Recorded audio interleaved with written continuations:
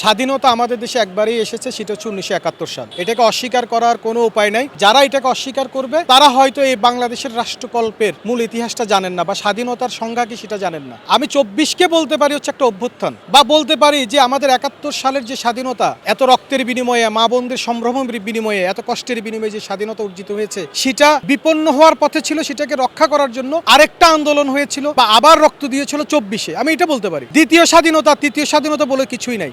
স্বাধীনতা একবারই হয়। স্বাধীনতা অর্জন করাটা সহজ, কিন্তু স্বাধীনতা রক্ষা করাটা কঠিন। এবং এই যে রক্ষা করা কঠিন, এই কঠিন এই জন্য বারবার 24 আসে, বারবার 111 আসে, এই ধরনের সংঘাতগুলো বাংলাদেশে আসে। জামাতে ইসলামী বিরোধী দলের আসনে আছে, সংসদে প্রতিনিধিত্ব করছে বাংলাদেশের মানুষের ভোট নিয়ে। কিন্তু জামাতে ইসলামী বাংলাদেশ, আমি মনে করি যে তারা বাংলাদেশের সত্যিকারের একটি বিরোধী দলের ভূমিকা পালন করতে পারছে না। এটা তাদের রাজনৈতিক দুর্বলতা এবং তাদের প্রজ্ঞার ঘাটতি আছে বলে আমি মনে করি রাষ্ট্র পরিচালনার জন্য। দেশ কিন্তু সরকারি দল শুধু ক্ষমতায় থাকে, কিন্তু দেশটা পরিচালিত হবে বিরোধী দলের প্রেসক্রিপশনে। কারণ বিরোধী দল বাংলাদেশের জনমানুষের আকাঙ্ক্ষা তুলে ধরবে সংসদে এবং গাইড করবে যে আমার বাংলাদেশের জনগণ এটা চাচ্ছে, আপনারা এটা করেন। প্রেশার করতে হবে। জামাত ইসলামের সে সক্ষমতাটা নাই যে বর্তমান সংসদকে প্রেশার করা বাংলাদেশের মানুষের পক্ষে, আমাদের কল্যাণে। অনেক দিন রাজনৈতিকভাবে নির্বাসনে থাকার পরে একটা মানুষ যখন বা একটা নেতা যখন দেশে আসেন, তখন উনি অনেক চিন্তা ভাবনা করে আসেন দেশে, এবং সেই ক্ষেত্রে থেকে উনি বলেছেন আই হ্যাভ এ প্ল্যান। এখন এই প্ল্যানটা যদি আপনারা আজকে দেখতে চান, এটা আমার মনে হয় বোকামি হবে। এটা ধীরে ধীরে ওনাকে সময়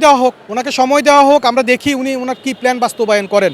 যেমন উনি দেশে আসার পরে অনেক ভালো কাজের উদ্যোগ নিয়েছেন, কিন্তু কথা হচ্ছে যে ভালো কাজগুলো কতটুকু ফলপ্রসূ হবে বা কতটুকু উনি সফল করতে পারবেন, সেটা হচ্ছে যে পরবর্তী রাজনৈতিক প্রশ্ন এবং দেশের মানুষের প্রশ্ন হয়ে দাঁড়াবে। ঠিক আছে, যেমন উনি খাল কাটার কর্মসূচি করেছেন, খুবই ভালো উদ্যোগ করেছেন, কিন্তু খালটা সঠিকভাবে খনন করা হচ্ছে কিনা, সঠিক জায়গায় খালটা খনন করা হচ্ছে কিনা। আমার নতুন খাল করার চেয়ে পুরানো খালগুলোকে গভীরভাবে খনন করা দরকার।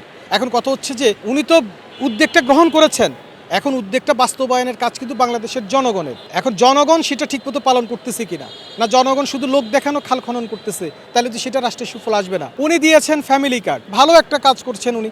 এর কথা হচ্ছে ফ্যামিলি কার্ডের সুবিধাটা বা এটার উপকারটা যারা পাওয়ার তারা পাচ্ছে কিনা, আমাকে সেটাই নিশ্চিত করতে হবে।